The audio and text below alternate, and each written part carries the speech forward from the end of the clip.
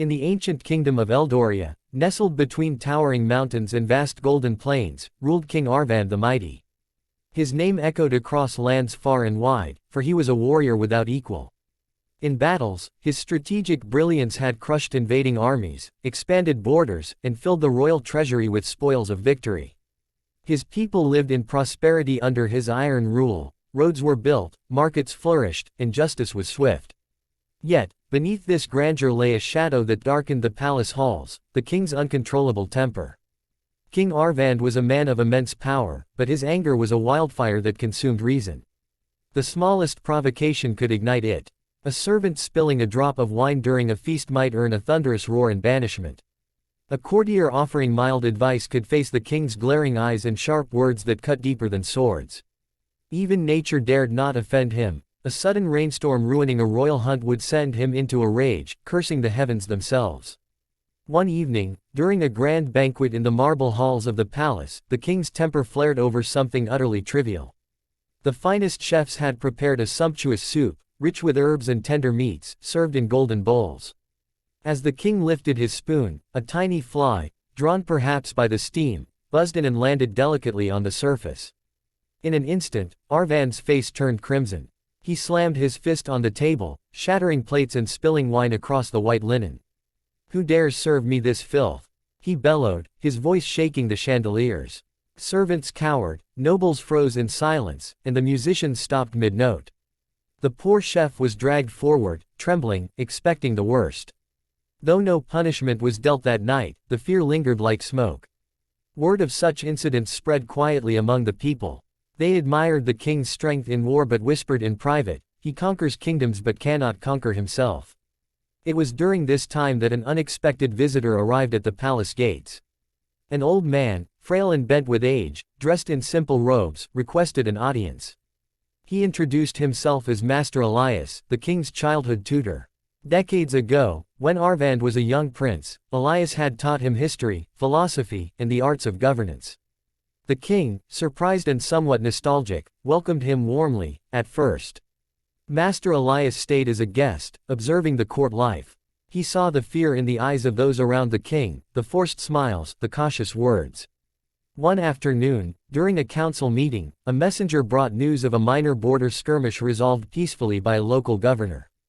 But the report was slightly delayed due to bad weather. The king exploded. "Incompetence! How dare delays plague my realm?" He hurled a scroll across the room, berating the messenger mercilessly. That evening, as the two sat in the royal gardens under a canopy of stars, Master Elias spoke gently. "My dear Arvand, you have grown into a great king, feared and respected.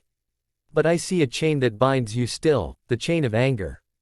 The king frowned, defensive. "Anger is my strength, master. It fuels my resolve, drives my victories." Elias shook his head slowly. "No, my son. True strength lies not in the storm of rage, but in the calm that commands it. Remember the words of the ancient philosopher Aristotle, anybody can become angry, that is easy. But to be angry with the right person, to the right degree, at the right time, for the right purpose, and in the right way, that is not easy. Anger hijacks the mind, blinds judgment, and leads to regrets that no victory can erase." Arvand fell silent, the words piercing his pride. Elias continued, "I have watched you these days. That fly in your soup, the delayed message, these are mere ripples in the river of life. Yet you let them become floods. Practice the power of pause. When anger rises, do not react at once. Pause. Breathe deeply. Ask yourself, is this worth my peace? What will my words or actions cost?" Reflection turns impulse into wisdom. The king, though stubborn, respected his old teacher deeply. "How does one build such control?" he asked. "Like any skill," Elias replied. "Start small. Count to 10 in silence before speaking in heat. Walk away if needed. Over time, it becomes habit. The greatest rulers are those who rule their emotions first." Master Elias stayed for weeks, guiding the king with stories of wise leaders who mastered themselves and foolish ones undone by fury. He shared tales from distant lands, a general who paused before a hasty battle and saved thousands, a merchant who swallowed pride and built an empire through patience. At first, it was difficult. Old habits died hard. During a hunt, when his horse stumbled, Arvand felt the familiar heat rising. But he paused, breathed, and laughed it off instead. In court, when a noble contradicted him sharply, he counted silently, then responded with measured words. Servants noticed the change first. The king no longer roared over spilled trays.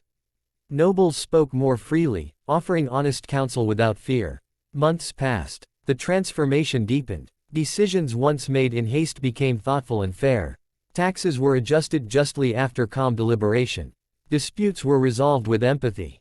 The kingdom prospered even more, not just in wealth, but in harmony. People spoke openly of their king with genuine admiration. King Arvand is mighty in battle and master in peace. One day, reflecting in the gardens where the lesson began, Arvand summoned Master Elias. Teacher, you have given me the greatest conquest of all, victory over myself. My rule is stronger now, my life richer. Thank you. Elias smiled. The power was always yours, my king. You merely learned to wield it wisely. And so, the story of King Arvand spread far beyond Eldoria, a timeless reminder. Emotions are natural waves, but letting them crash unchecked leads to wreckage. Mastering them through the simple act of pausing grants true power, the power to build, to heal, to lead with grace. In our fast-paced world, triggers abound. A rude comment, a frustrating delay, an unexpected setback. Science echoes this ancient wisdom. The amygdala fires in anger, flooding the brain with chemicals that impair rational thought in the prefrontal cortex. But a brief pause activates calm, allowing better choices. Next time anger knocks, remember the king. Pause. Reflect. Respond. In that space lies freedom.